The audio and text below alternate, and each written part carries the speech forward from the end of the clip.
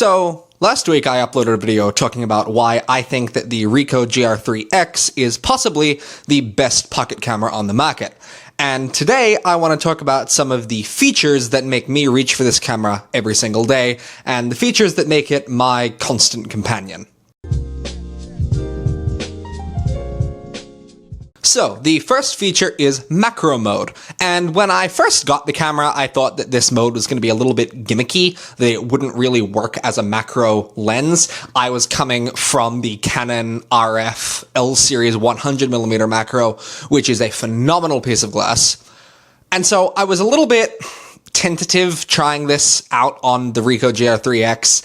I didn't know quite how it would perform, but it is shockingly good. You enable it by pressing up on this little flower icon, and it optically adjusts where the elements in the lens is to allow it to focus a lot closer. The only thing I don't like about this feature is that when it's in macro mode, it physically cannot focus farther than, say, a foot away, so you can't really use it as your regular mode. You can only use it as a macro mode, but it's very easy to toggle on and off and makes it very easy to shoot in. So on the back of the camera, there is a little black button with FN on it. Now, straight out of the box, that is programmed to your set zoom settings, how zoomed in it is. As you probably know at this point, the Ricoh GRiiX has a fixed 40mm lens. But what do you do if you want a little bit further range? Well, that's where this little function button comes in. If you press it once, it zooms it in digitally. It's not an optical zoom, but digitally to 50mm. And then you press it again, and it zooms in to 71mm. I don't really know why it's 71, not 70, but it is. And then if you press it a third time, it goes back to 40mm. This is the mode that I probably use the most on this camera. It is so versatile, and when you're out shooting and you just want a little bit more range, you can punch in a little bit more to 50 or 70. In fact, I love it so much that my main lens when I'm out with my big camera is this, the Lumix 50mm f1.8. But I can kind of replicate that on this with a slightly tighter aperture because it's only an f2.8.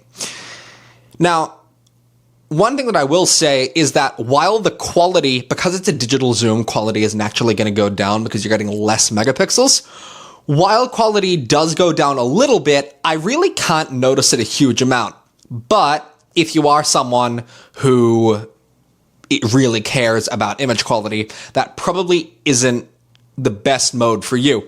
The way I use it a lot is if I see something I want to take a photo of, I will zoom into 50 or 71mm just to frame it and see what it'll look like when I apply a crop later on. I'll then zoom back out to 40mm, take the photo, and then in post, I will crop it in myself. I prefer doing it that way because I can decide exactly how cropped in I want it to be and where I want the image to be. It's just a little bit more versatile than doing it all in camera where that crop is baked in. So the next one is probably one of the features that drew you to this camera as well, which is the baked-in image presets. So similar to Fujifilm, Ricoh has carried over a lot of their film looks into digital versions for their cameras, and this one is no exception. It has quite a good catalog of image presets going from their really over-the-top vintage film vibes to black and white and pretty much anything in between. If those aren't exactly what you're looking for, then you can make your own, either by just eyeballing it or using the Ricoh Recipes app, where the community has put on a bunch of their own presets and you can just copy it over into your own camera. My only critique with this, and this is something that I mentioned in my last video as well, is that you have to pay for an account to Lumix Recipes to get some of the higher end ones. It doesn't bother me a huge amount, but I still would have liked it to have been free, obviously.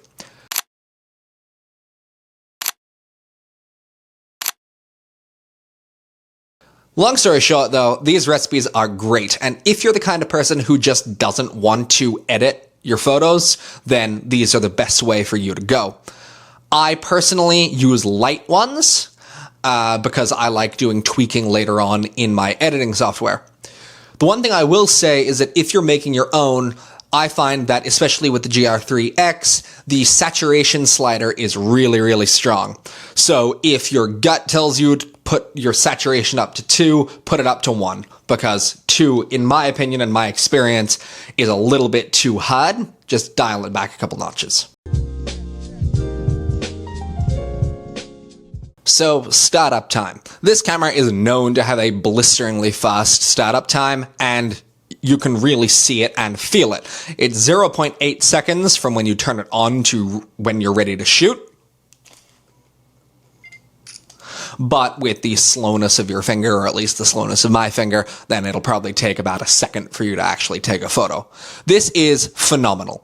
I almost always have this camera turned off and either in my pocket or my bag, and if I see something I want to take a photo of, it's really, really nice knowing that I can just grab it out, turn it on, and I've probably still gotten that shot. On the other hand, my cameras like my Canon EOS RP right here are quite slow to turn on. Now it's ready to shoot. And my Lumix S5 II, which is what I'm filming on, is even slower.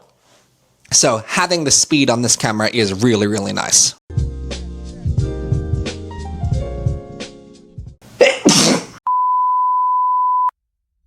So the next one is the exposure compensation rocker switch. Most brands use a rear dial or scroll wheel to adjust exposure compensation, but Ricoh, to save space, uses a rocker switch, a little dial that you push left and right.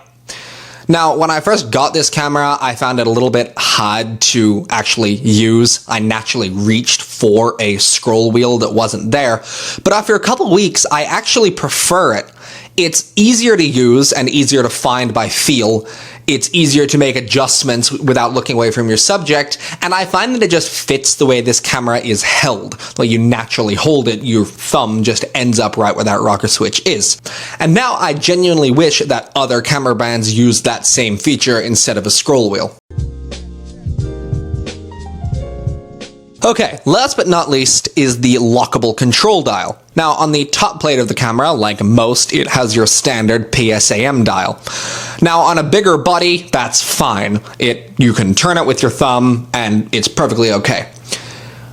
The problem with this camera, with how small it is that when you're fiddling with it in your pocket, you can accidentally turn that switch. And it honestly turns quite easily. On something like my Canon, it's a very stiff wheel to turn, but on the Ricoh, it's actually quite easy to turn with your thumb accidentally, and it's very annoying to pull it out of your pocket and try and take a photo and find that it's in a completely different mode to what you set it in.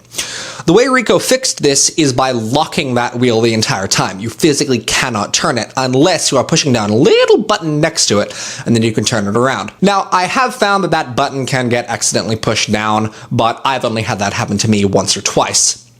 It's a small thing, like you don't think that a locked control dial would make a huge difference, but it actually makes it a lot more usable because it is easy to accidentally turn if it wasn't locked. So those are my top 6 favorite things about the Ricoh GR3X, and the features that, in my opinion, actually make it usable and workable and something that fits very easily into my day-to-day carry.